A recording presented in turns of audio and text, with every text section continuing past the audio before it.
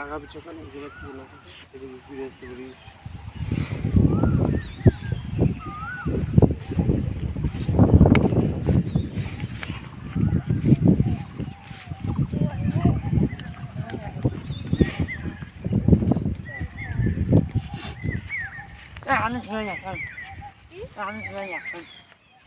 ডালটাকে বেশি তুলিস না, ইটের ডালটাকে বেশি নিস না, এসে যায় আবার।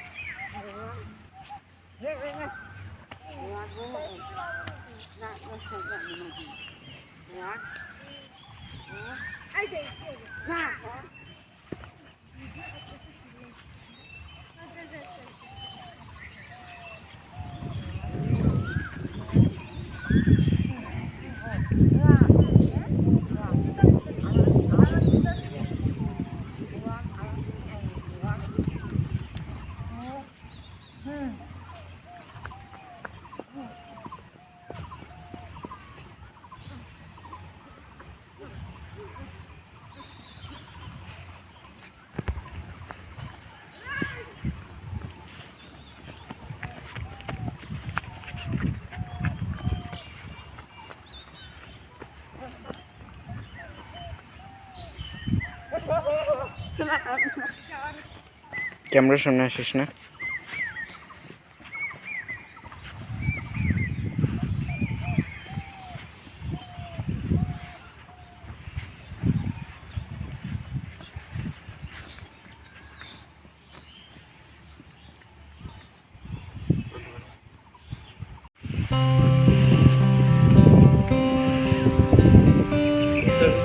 হ্যাঁ নাম্বার উঠতেছে এখানে, হ্যাঁ হ্যাঁ 1 2 3 করে নাম্বার উঠতেছে। হ্যাঁ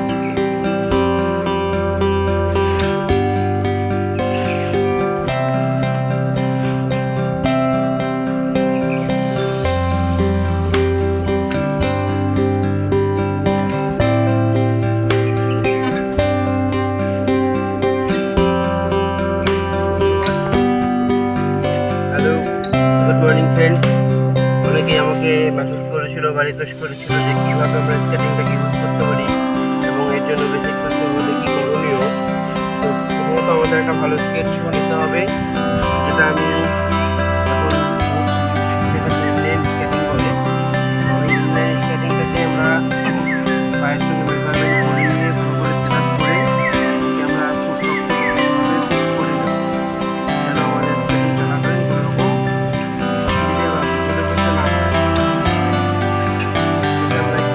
লাগিয়ে নিলাম। এটা আমার কমপ্লিট হয়ে গেল। তাহলে আমাদের দেখতে হবে যে আমাদের যে বিটগুলো রয়েছে সেটা ঠিকঠাক আছে কিনা এবং প্রত্যেকটাই এটা আসলে আমার বিগিনারদের জন্য আমার কোয়ালিটিগুলো স্কেটিংয়ের উপরে স্কেটিংটা কীভাবে আমরা করবো এবং এটাকে ঠিকঠাক আস্তে আস্তে এটা করা হয়ে গেল। এটাকে আমরা ভালো করে বুঝে নিতে হবে।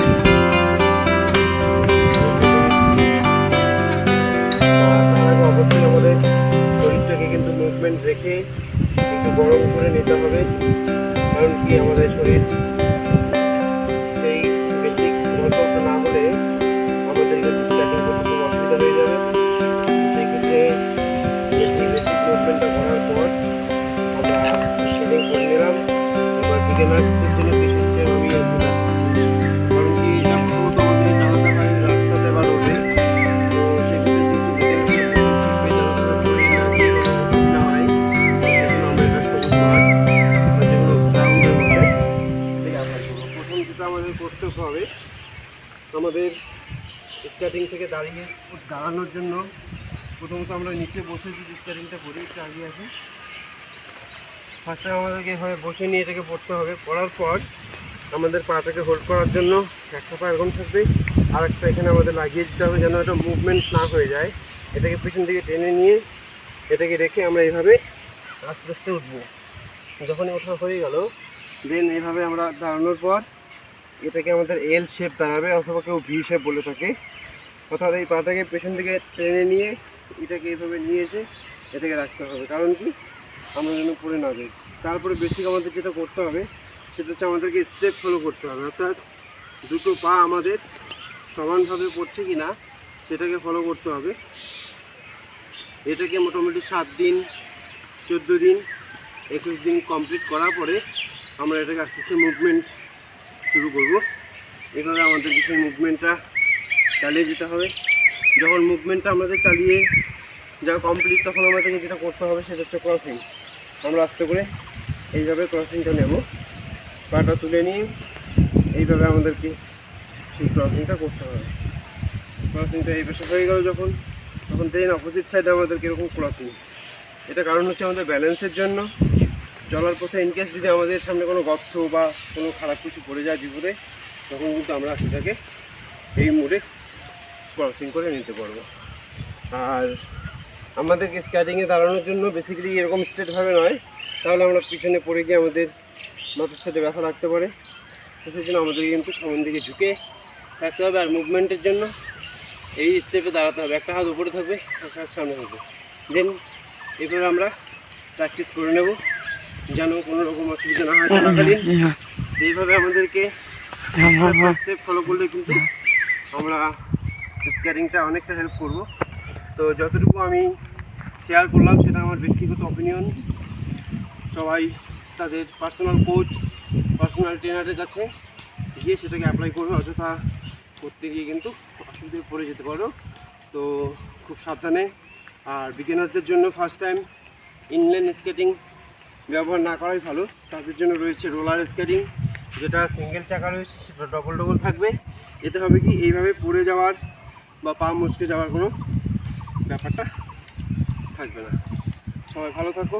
আর এই জায়গায় স্কেটিংটা চললো না বলে আমি দেখাচ্ছি না, নেক্সট কোনো একটা ভিডিওতে আমি শেয়ার করবো কীভাবে আমরা এটা অন রোডে চালাবো।